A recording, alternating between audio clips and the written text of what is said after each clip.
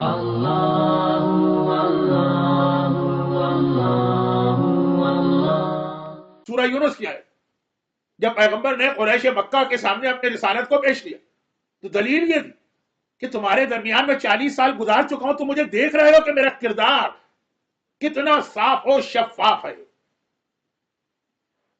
تو پیغمبر کا اپنا کردار یہ رسالت کی تبلیغ کا سب سے بڑا ذریعہ تھا۔ جتنے لوگوں نے شروع میں اسلام دل سے قبول کیا، سب نے یہی کہا کہ ہم نے آپ کو ہمیشہ صادق پایا، امین پایا، لوگوں کی مدد کرتے پایا، اچھی باتیں کرتے پایا۔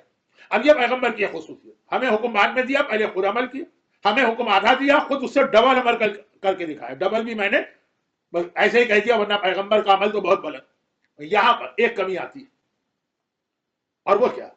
وہ یہ ہے کہ قرآن نے بھی کہا کہ پورے انسانوں کے لیے یہ نبی بھیجا گیا، رحمت للعالمین بھی تو ہے، رحمت تو ہے، ساتھ میں نبی بھی ہے کہ جو تمام انسانوں کے لیے۔ اب انسانوں میں کیا خالی مرد آتے ہیں، عورتیں نہیں آتی؟ عورتیں بھی آتی، بلکہ عورت ہی کی وجہ سے تو دنیا میں انسان پیدا ہوتے ہیں۔ پیغمبر سب کے نبی تو عورتوں کے بھی نبی۔ اب عورتوں کے نبی ہے تو وہ جو قرآن کہہ رہا ہے، وہ جو ایک غیر جانبدار ایتھیس یا بے دین آدمی کہہ رہا کہ پیغمبر جو کہہ رہے ہیں تو عمل کر کے دکھا رہے ہیں، عورتوں کے لیے تو یہ فارمولا پھر بالکل ٹھیک نہیں۔ ہاں، نماز مرد کے لیے بھی، عورت کے لیے بھی پیغمبر نے پڑھ کے دکھا دی۔ صداقت، امانت، جو پیغمبر کی دو سب سے اہم خصوصیت، صادق ہے، امین ہے، دونوں کے لیے۔ لیکن کچھ ڈیوٹیز، کچھ ذمہ داریاں عورتوں کی ہوتی ہیں جو پیغمبر کر ہی نہیں سکتے۔ مثلا ہمارے پاس خطیب حضرات بہت ہی سمپل انداز میں اس کو یوں کہتے ہیں کہ اب ایک عورت ہے، گھر کے کام بھی کرنا ہے، کھانا بھی پکانا ہے، مثلا شوہر دفتر سے بھی آنے والا ہے، چھوٹا بچہ رو بھی رہا ہے، نماز کا وقت بھی جا رہا، اب وہ بیچاری پاگل بن کے بیٹھی ہے کہ میں کیا کام کروں اور اس وقت کیا نہ کروں۔ اور وہ کبھی کبھار جل کے یہ کہہ دے گی کہ اللہ کے رسول تو حکم دے کے چلے گا، ان کو کیا پتا کہ کس طرح سے ایک عورت کے لیے مشکل ہے کہ بچے کو بھی پالے، شوہر کی بھی خدمت کرے اور نماز بھی پڑھے، اور سب ٹائم کے اندر۔ انہیں کیا معلوم؟ یہ جملہ میں نے بدتمیزی کے ساتھ بہت سے لوگوں کی زبان سے مراجع کے بارے میں سنا۔ ایک تو عام زندگی میں، ارے کیا انہوں نے کہہ دیا کہ یہ بزنس میں یہ چیز حرام ہے اور وہ گناہ ہے اور یہ نہ کرو، وہ کیا نہ کرو، انہیں کیا معلوم؟ تو زندگی بھر وہ اپنے حجرے میں بیٹھے رہے، کبھی دکان کے اوپر آ کے بیٹھے، کبھی کوئی بزنس آرگنائزیشن میں کام کرے تو پتا چلے۔ اور اس سے زیادہ یہ جملہ میں نے سنا ہے حج میں۔